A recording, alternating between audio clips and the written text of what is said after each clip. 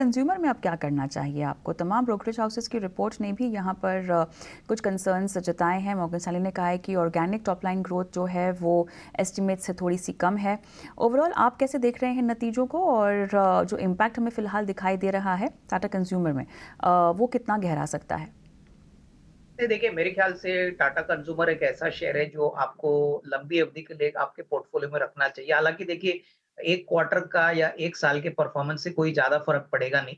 इनका जो product profile है, ज्योग्राफिकल रीच है, प्लस जो ब्रांड्स इनके पास है, मुझे लग रहा है कि अगर ₹1000 तक ये स्टॉक आता है, तो कहीं न कहीं थोड़ा-सा एक्यूमुलेट कर लीजिए और कम से कम 12-18 महीने का व्यू रखिए, बिकॉज़ कंज़म्पशन जो थीम इंडिया में चल रही है, प्लस जिस प्रकार का एक्सपोर्ट पोटेंशियल इन कंपनीज़ के प्रोडक्ट्स के लिए, कहीं न कहीं मार्केट लॉन्गर टर्म में इसको डेफिनिटली रिवार्ड करेगा। हालाँकि देखिए, जो नंबर्स अभी आ गए हैं वो थोड़े से निराशक हैं, बट निचले लेवल पे अगर कोई खरीद और लंबी अवधि के लिए रखता है तो अच्छा रिस्क रिवार्ड बन सकता है।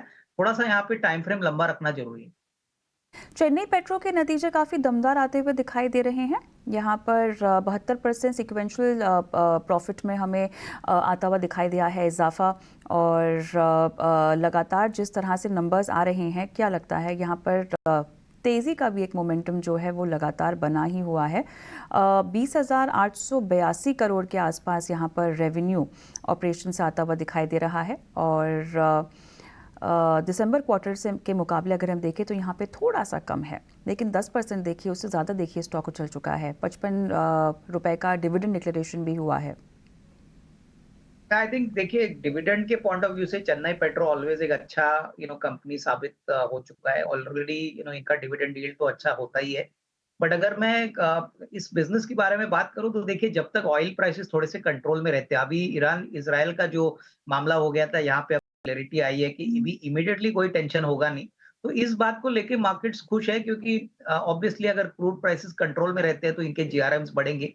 Obviously automobile sector, aviation sector जो इनके बड़े कस्टमर्स है, वहाँ पे थ्रूपुट ग्रोथ बहुत बढ़िया हो रहा है। तो जिनके पास है वो होल्ड करें। फ्रेश खरीदारी मुझे नहीं लगता है कि आपको अभी खरीदना है, क्योंकि 10-15% स्टॉक भाग चुका है। तो यहाँ से फ्रेश बाइंग नहीं, बट मेरे ख्याल से अगर करेक्ट होता है तो इसमें डेफिनिटली एक निवेश का मौका बन सकता है। बट एज़ ऑफ नाउ यहाँ पे होल्ड करें। खरीद रखा है तो होल्ड करने की सलाह है, और अगर खरीदना चाहते हैं तो बाय ऑन डिप्स की रणनीति चेन्नई पेट्रो में दमदार नतीजों के चलते हमें आती हुई दिखाई दे रही है। काउंटर्स पर हम बात कर लेते हैं अविनाश। सिप्ला देखिए लगभग 3.5% पर है। सन फार्मा में भी हम देख रहे हैं कि आज के सत्र में फिलहाल तेज़ी ही दिखाई दे रही है। डीवीएस लैब में भी हम देख रहे हैं लगभग 1.25% तक की तेज़ी है। कुछ ऐसे फार्मा काउंटर्स हैं, डॉक्टर रेड्डीज भी ऊपर है। कोई खास रणनीति इस तेज़ी को देखते हुए आपका कौन सा फेवरेट काउंटर होगा इस पूरे पैक में?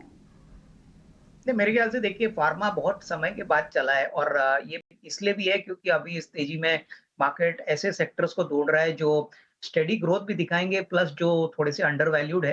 तो हमको लग रहा है कि देखिए, अगर हम एक दो कंपनीज की बात करें तो मुझे लग रहा है कि सन फार्मा, उसके बाद सिप्ला, ये दोनों ही विकल्प अगर कोई 6 to 12 मंथ्स रखता है तो यूएस मार्केट से जो अभी टेलविंड्स मिल रहे हैं वो काफी पॉजिटिव है। देखिए, बहुत सारी कंपनीज में यूएस एफडीए से रिलेटेड इश्यूज हो गए थे, लेकिन अभी वो सब खत्म हो चुके हैं।